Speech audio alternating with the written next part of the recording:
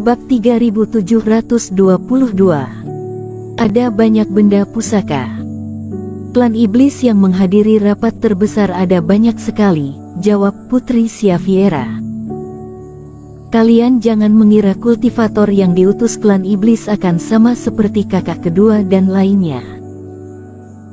Sebenarnya klan iblis sama dengan daratan Jeushu, juga memiliki banyak kota dan klan. Mereka masing-masing juga akan mengutus banyak orang datang ke sini. Mereka mungkin bukan orang terhebat dalam klan iblis, tetapi mereka bersedia untuk membantu sekuat tenaga.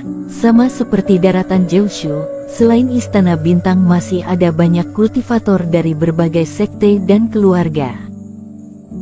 Selain itu, tempat lelang adalah tempat terakhir sebelum masuk ke rapat terbesar. Para kultivator akan berusaha sekuat tenaga untuk terakhir kalinya. Jadi, mungkin akan ada banyak orang yang tidak berencana pergi ke rapat terbesar, malah membuka usaha di sana.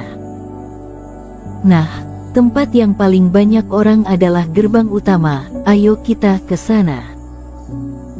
Usai berkata, Putri Syafiera langsung menarik lengan Eric Kin dan mendekati pipinya ke wajah Eric Kin dengan akrab. Apa yang kamu lakukan?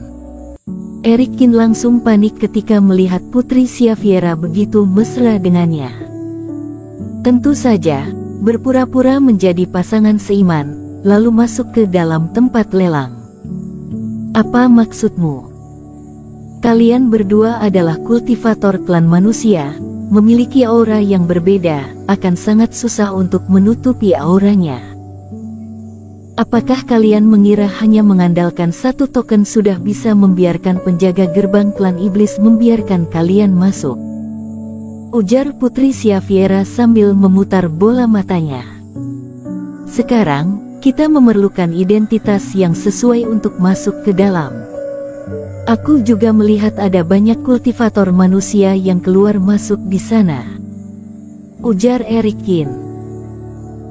Mereka adalah kultivator klan manusia yang setia dengan klan iblis.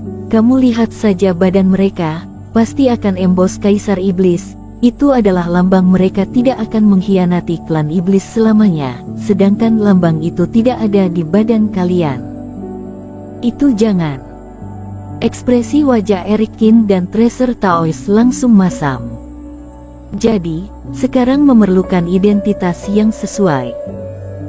Di antara kultivator klan iblis dan kultivator klan manusia ada banyak yang menikah dan menjadi pasangan seiman. Kali ini, anggap saja kamu beruntung, bisa berpura-pura menjadi pasangan seimanku. Aku sudah berkorban banyak demi kalian. Berkorban demiku. Mulut Eric Kin langsung berdenyut. Akan tetapi, kenapa kamu menarik lenganku sambil menusuk-nusuk perutku dengan ekspresi wajah bahagia? Tracer Taois yang ada di samping juga ikut mendengar sambil mengelus dagunya dengan ekspresi wajah aneh. Dia sedang memikirkan sesuatu yang berbeda dengan Eric Kin. Dia sedang berpikir, apakah perkataan Putri Syafiera ini benar, atau hanya berkata di depannya saja? Apakah mereka berdua ada hubungan?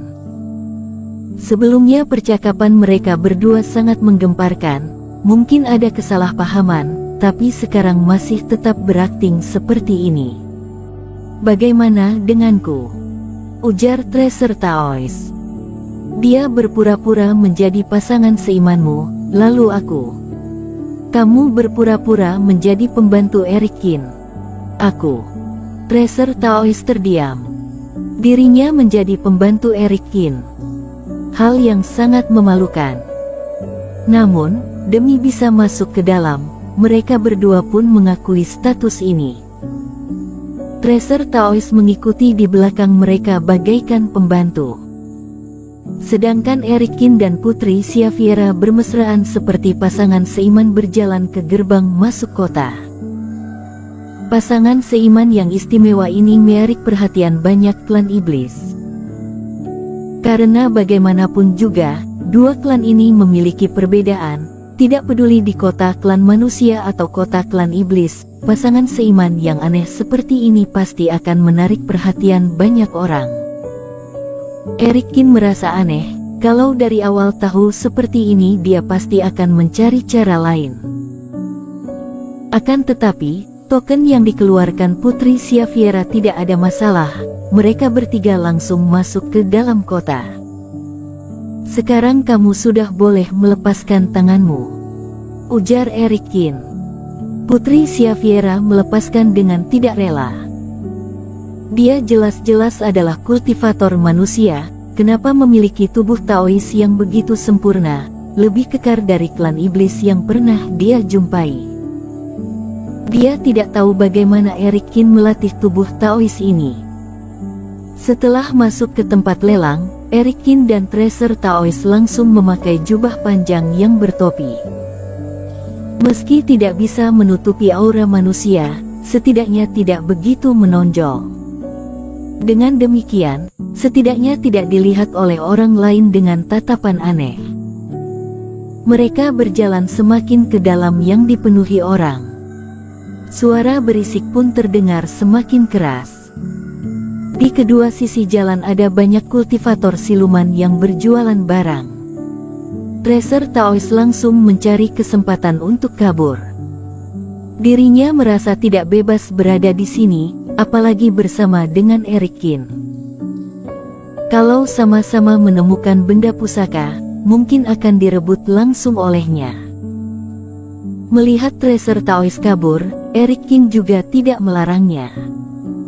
Bukankahnya kamu bilang datang meramaikan, kenapa tidak melihat benda pusaka yang ada di pinggir jalan? Tanya Putri Xaviera yang melihat Erikin terus berjalan ke depan. Erikin masuk ke tempat ini langsung serius. Putri Xaviera menebak pasti ada sesuatu yang dia rahasiakan. Aku tidak tertarik dengan benda di sini, aku hanya jalan-jalan di sini. Putri Xaviera melihat ke sekitar, awalnya juga merasa curiga, tapi ujung-ujungnya juga tidak memedulikannya lagi. Erikin juga tidak malu-malu, langsung pergi melakukan tugas utamanya. Sepanjang perjalanan ini ada banyak benda yang dia suka. Seperti aliran darah iblis monster zaman kuno, itu adalah benda langka di mata kultivator manusia, dan harganya juga sangat mahal. Alhasil, ada beberapa kultivator siluman yang menjualnya di sini. Erikin langsung memilih satu kedai yang menjual darah iblis monster zaman kuno, lalu memeriksa kualitas darah dan bisa dijual dalam jumlah yang banyak. Erikin merasa sangat puas. Akan tetapi, setelah menanyakan harganya, Erikin sedikit kaget.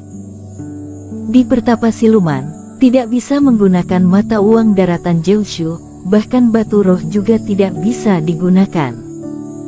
Aku saja yang bayar. Melihat Erikin kepusingan, Putri Xaviera langsung mengeluarkan benda yang seperti koin roh dan membantu Erikin membayarnya. Ini adalah kristal klan iblis yang digunakan di sini.